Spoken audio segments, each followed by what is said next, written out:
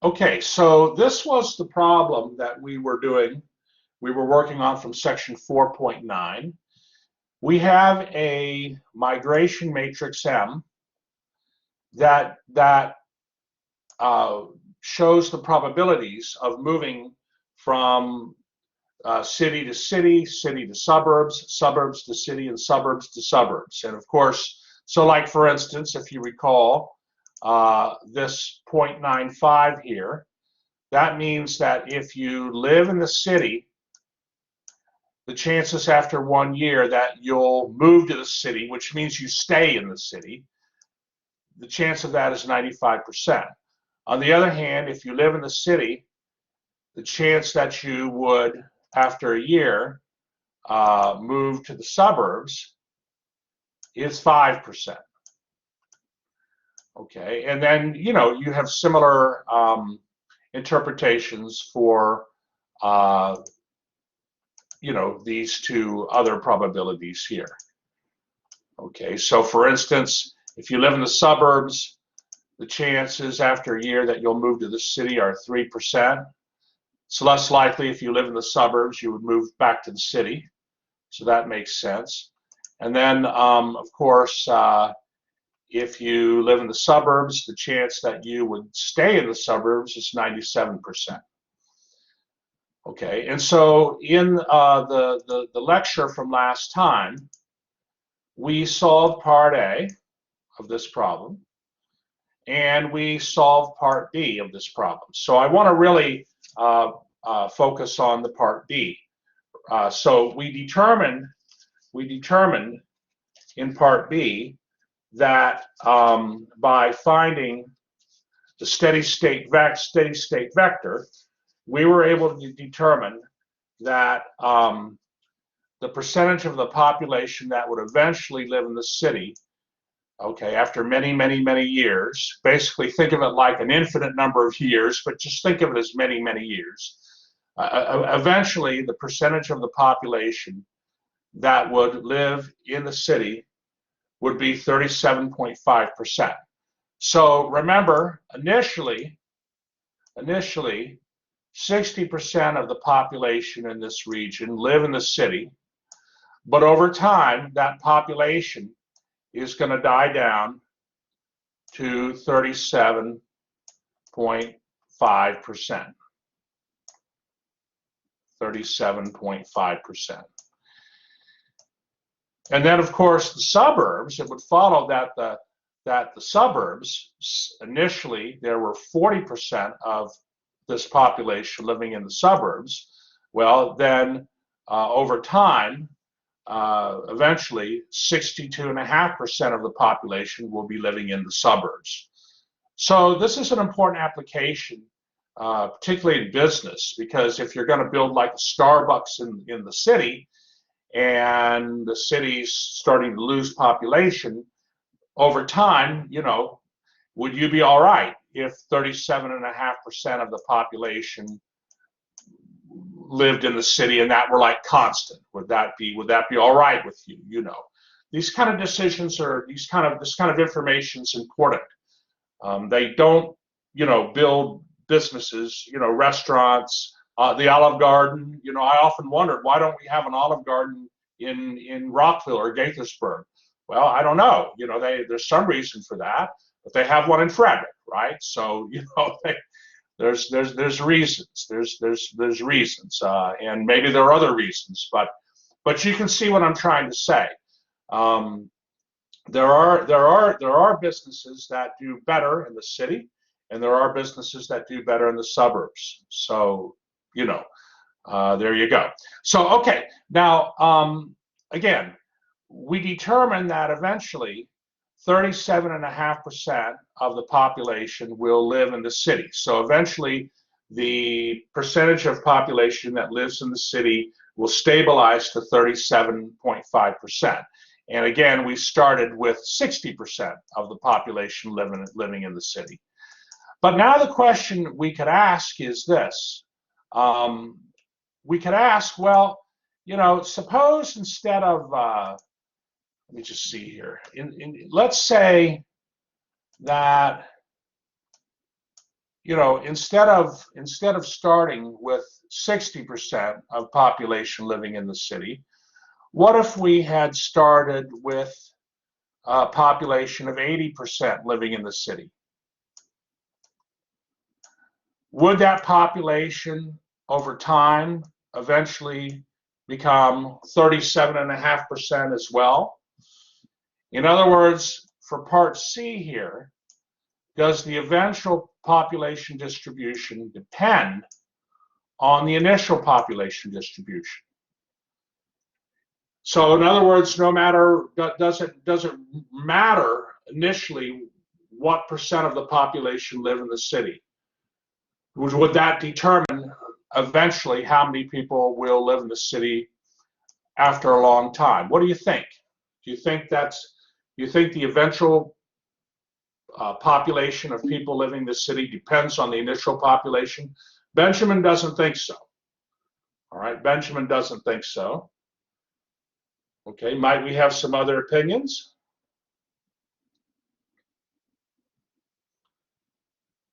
I mean, suppose you had 99%. Suppose you had 99% of the population living in the city and 1% of the population living in the suburbs. Well, eventually, would the population living in the city be reduced to 37.5%? Okay. Peter thinks it'll also go to 37.5%. All right. And then some of you, I think, are a little bit undecided on this. Well, the answer is yes. The answer is the eventual population distribution does not depend on the initial population distribution, because all the information in terms of transitioning from city to suburb and city to city and suburbs to city and suburbs to suburbs, all of that is contained in the migration matrix. Okay, so what eventually is going to happen is going to happen. It doesn't matter what the initial population distribution is. So the answer to part C is no. The answer to part C is no. And let me go ahead and show you why here. Okay, so I'm going to hold on here, the last page. Let me see here. So, yeah, I have a yes here, but it should be a no. That should be no.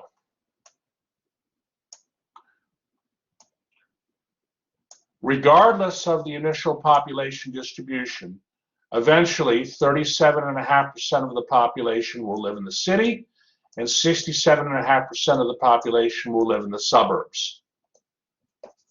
Okay? It's absolutely amazing, but it's true. It is true. Now, if more people live in the city initially, it's going to take longer for the migration to be such that, 37.5% of people would then live in the city. It would take not longer number of years, but it's going to happen eventually. And this is called convergence.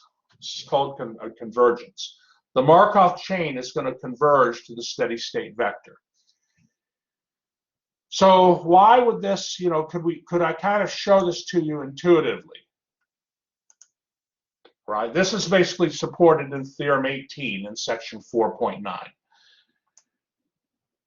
But to see this, what we could do is just define our initial vector to be equal to some percentage, some probability of a person living in the city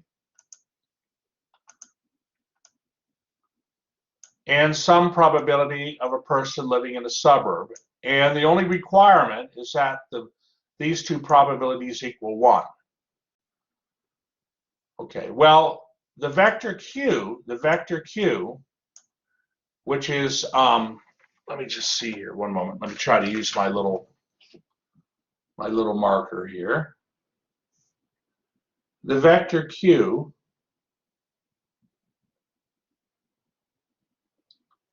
which is your steady state vector.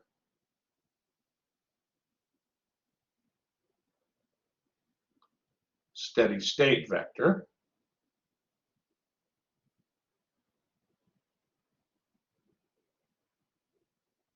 Okay, that is equal to the limit of the migration matrix raised to the k power times the initial population distribution as k goes to infinity. If you were to like put this in MATLAB, you would end up with that. That's a numerical way to find the steady state vector Q. Now we from the last class found the steady state vector Q algebraically, but you could do it numerically like this. And if you were to do that, if you want to just try it in MATLAB, take your migration matrix M and raise it to the kth power. As a matter of fact, I can do that. We can do that right here. Hold on. One moment here.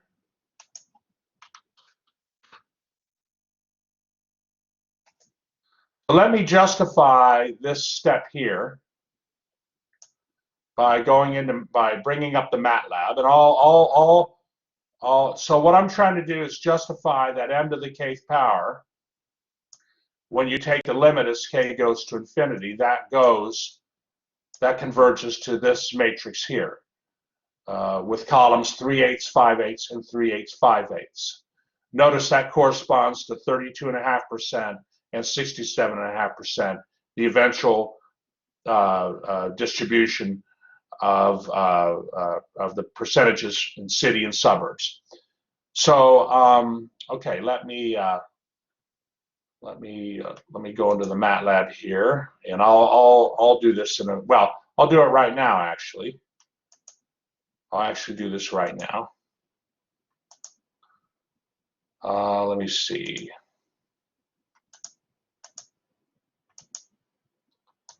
Okay, so actually I have I typed new up here. See there where the new is on the top left. And I brought up my script editor, and I'm going to type my migration matrix M in here.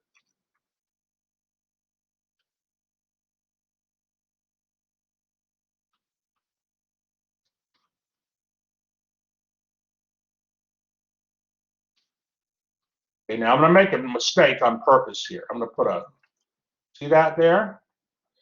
Now you see there at the top right, that red, looks like a red box. Think of it like a street light, stop, there's a problem.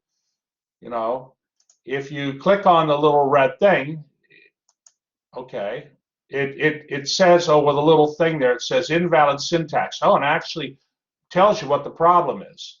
Okay, it wants a close bracket. So we'll change this to here. See, this is why the equation editor is nice.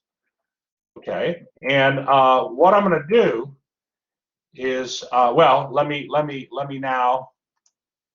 And you can save your code. You can save it here if you want.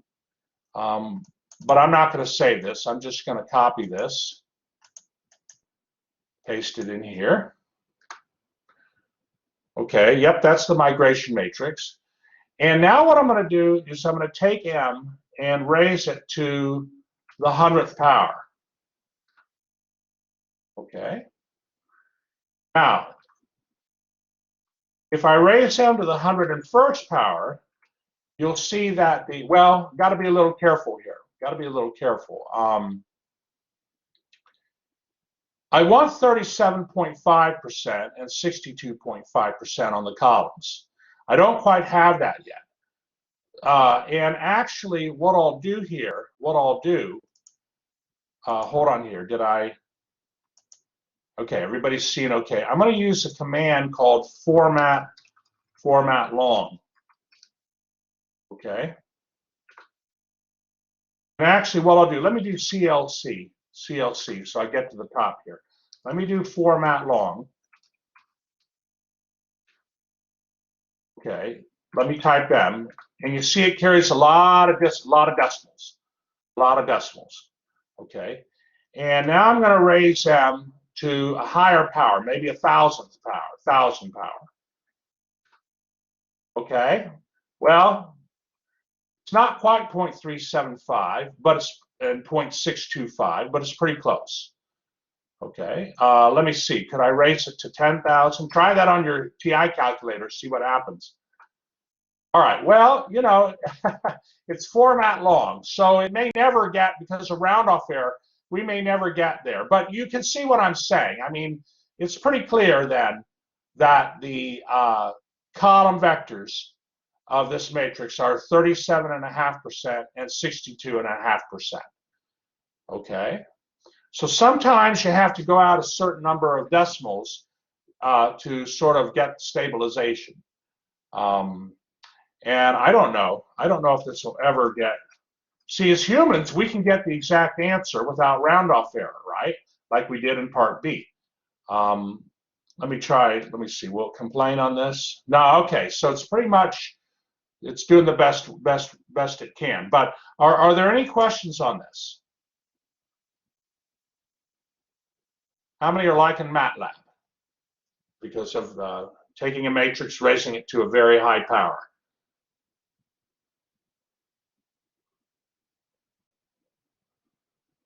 Okay, maybe if I get one thumbs up, I don't know. Okay, thank you, Eleanor. Eleanor always helps me out when I need help. Thank you, Eleanor. But I know the rest of you like this. I know this.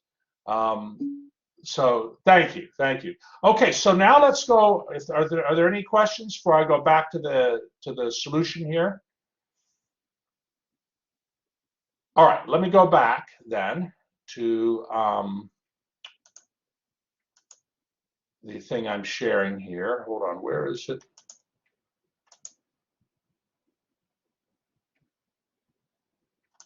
Yeah, back to this part here. Okay, so you see the m to the kth power, as you let k goes to infinity, that does converge to that matrix, whose columns are 3/8 and 5/8, or 0.325 and 0.625. Okay, and what I do is I multiply that matrix by the vector, the probability vector with probabilities, initial probabilities, P of C and P of S. You notice I'm not specifying what these probabilities are. Okay, they like the P of C probability, the probability of being in the city, that could be 0.99. And the probability of being in the suburbs could be 0.01. It could be any two probabilities that add up to 1. Or you could have the probability of being in the city, that could be like 30 or like 0.20, and the probability of being in the suburbs 0.80. It could be any probabilities. But when you do the multiplication, here, all right, you get this matrix, and then you can factor out the 3/8 from the first row and factor out the 5/8 from the second row, and you'll end up with this, then, this vector. Okay, so you had this vector here, right? This vector here. But then I rewrote that vector. I rewrote it this way by factoring the 3/8 and the 5/8. But what is P of C plus P of S equal to? What do those probabilities add up to, class? Who can tell me? I mean, what do they have to add up? 1. That's right. That's right, Benjamin. That's right, Hung. They add up to 1. Okay, and so you get 3/8 and 5/8. So therefore, the steady state vector Q equals the vector 3/8 and 5/8. And it does not depend at all what your initial population distribution is between the city and the suburbs. It doesn't matter. How many think that's absolutely fascinating?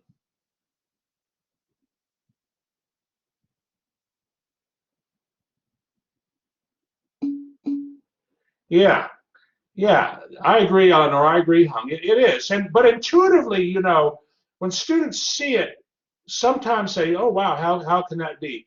But again, you know, the migration matrix basically contains the necessary information to see how this system's going to behave over time.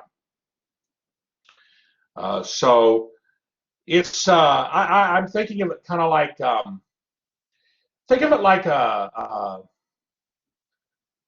you know, like a, well, I'm trying to think, like maybe like a casino. You know, casino, if you go on with a certain amount of money, well, since the odds are against you, eventually that money is going to dwindle down to a certain amount of money, you know. Um, uh, Eventually, you could get lucky and win millions and millions, but eventually, if you keep playing over time, that money is going to uh, decrease to a certain amount, and it'll be less than what you started with, right? Okay, all right. Any questions on that before we move on?